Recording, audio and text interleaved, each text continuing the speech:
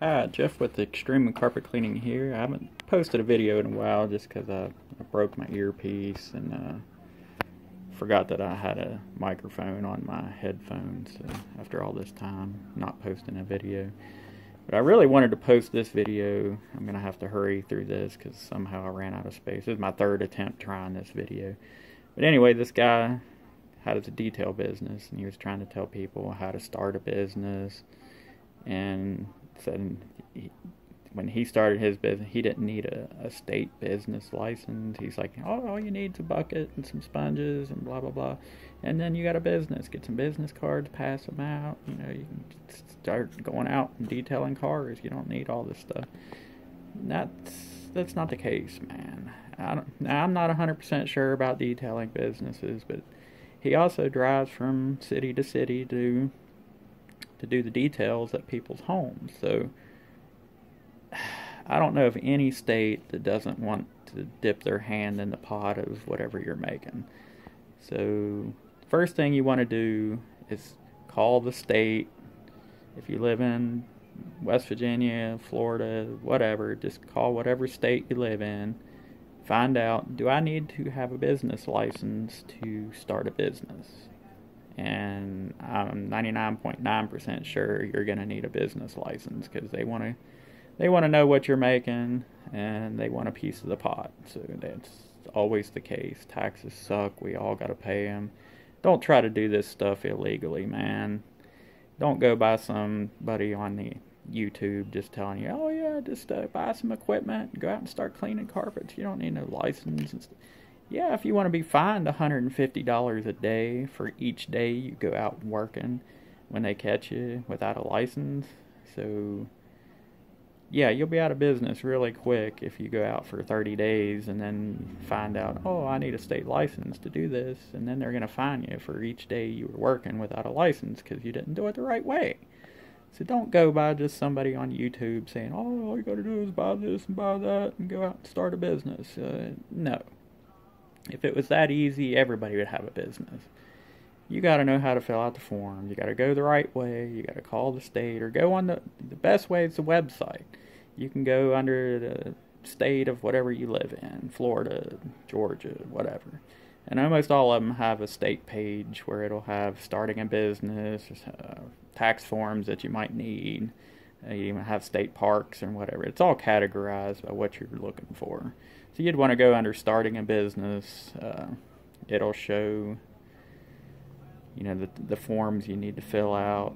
First thing you'll need to do is register your business name. So once you figure out what name you want to be, they got to run a search. So you're not trying to open up the same company name as the other company with the same exact name. You just can't do it. They don't allow it. So you'd have to come up with a different name. So when they searched mine, Extreme Carpet Cleaning, there are some in other states, but nobody's trademarked the name, so you can still use it. You just can't use it if somebody in my state of West Virginia has Extreme Carpet Cleaning. You can't, have two Extreme Carpet Cleanings with the same exact name. That just don't make sense, and it wouldn't work. So that's what they do. They do a search, make sure it's not trademarked. You can't use Stanley Steamer name if Stanley Steamer's out there that's trademarked name, so you get it. You can't use the same name or even anything that even sounds close to a trademarked name. So that's what the registering your name is about. You need to file for getting a state license. It's just a form you fill out. You want to call the federal government, go ahead and get an employer number. You can Google all this, just Google the federal government. They'll give you a phone number, you talk to them. It takes 25 minutes once you're on hold forever. I don't think it costs anything to get the license, federal ID number. I think they just give it to you and then you're registered with the federal government. So anytime you fill out tax forms, they'll ask for your federal ID, federal employer number. You'll have it. That way it's already done. And if you ever have to hire somebody, you already got that number, so you don't have to go and do it then. Because in some cases, like opening up a bank account, they'll want your federal employer number or your social security number. Now, I always give them the federal employer number, even though I don't really hire nobody, but it's just me. Anyway, if I do hire somebody, I'll have that. When I do hire somebody, every now and then I'll have to use that. And I already have it, so it's done. But then you got to call every city that you do business in. If, say, you drive to a different city to clean or do some plumbing work or whatever, you're going to need a license to work in that city. Almost every business would need that for the cities because they got to get their hand in the pot too, not just the state. There's municipal taxes, there's sales tax, there's city tax.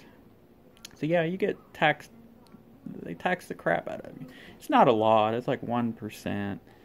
But definitely call and find out if you need to have a city license, because they'll fine you too if they catch you in a city doing business and you don't have a city license too. And then you'll really get a double whammy if you didn't register with the state. So you don't have a state or a city license. You're really screwed. So I'm going to try to cut this video a little bit shorter because for some reason I've been running out of space. I had to go in and delete a bunch of stuff. But anyway, I'd also like to do another video maybe about how I keep my record books. And I do my own taxes. Fill out all my own forms. So, sometimes running a business, it'll make your eye twitch a little bit. It's because, one, the sales tax forms, they've changed it every single year, it seems like. Once I finally get the routine and how it's filled out, they go and they take 2 forms off of it, change everything around. So then you got to try to figure out what you're doing again. Go to section W2 under section 3B, and then add this, and go down to section number 13, and then you'll add that. It's like, man, once you finally learn all that, and then they go and change it again. So if anybody tries to tell you how easy it is to own and start a business, and I'm not a genius, and I'm not saying that everybody can do it, but if you can't hold on to $100 in your pocket and save back money at any point in your life, if you got $100, it burns a hole in your pocket, don't open a business, because it's not going to work out for you. So because you have to hold back the sales tax I pay it quarterly. So they'll send the form, and then I owe, depending on how much you do, how much sales tax you've collected through 3 whole months. I go ahead every month and take off, say, if I owed $500, I go ahead and just take that out of my checking account like I already paid it, even though I didn't. The last thing you want to do is put that off till the quarter, and then, holy crap, I owe $2,000. I've got none, so. Anyway, I'm going to have to end this video, but running out of minutes already on this recording, so. Anyway, I'm Jeff with Extreme Carpet Cleaning. Definitely got to do stuff the right way. Don't go by just any fool telling you don't need to have a business license and telling you the whole wrong direction on what you need. You're going to need an invoicer. You're going to need a file cabinet. You got to keep track of every receipt. You got to put everything in your book. Hopefully, I got enough time to do this one. What I use is the Dome Simplified Monthly Bookkeeping Record Book, and you can get these at Staples and a lot of different places. And all it does is keep track from month to month, and there's instructions on how to do it. You'll see different categories on how everything is in. One section would be whatever you profit each day. You come in at the end of the day, you write it down. Sales tax, write it down. The other side, it would be your expenses. So anytime you go out and buy something, write it down. Every single day I write it down immediately. That way at the end of the month, it's not a whole bunch of crap. And I'm so far behind, it's going to take me 3 days to get because when tax time comes, I'm ready. By January, usually the 2nd, I've already got everything from month to month added up. At the end of that month, in December, I'm ready to go. I'm waiting on my wife's W-2s forever, because I'm ready. I done figured up everything. I write down if I spend $1 that day, I come home, write it down, file it in my receipt book, and I keep it month to month. So if I ever get audited, they can go back, it's for April, there's all my receipts, Whenever I do a job, I take my copy, I file it under their name into the file cabinet, plus it's in the invoicer, plus I have a card I filled out that's got the sales tax and everything, and I just store the card over here.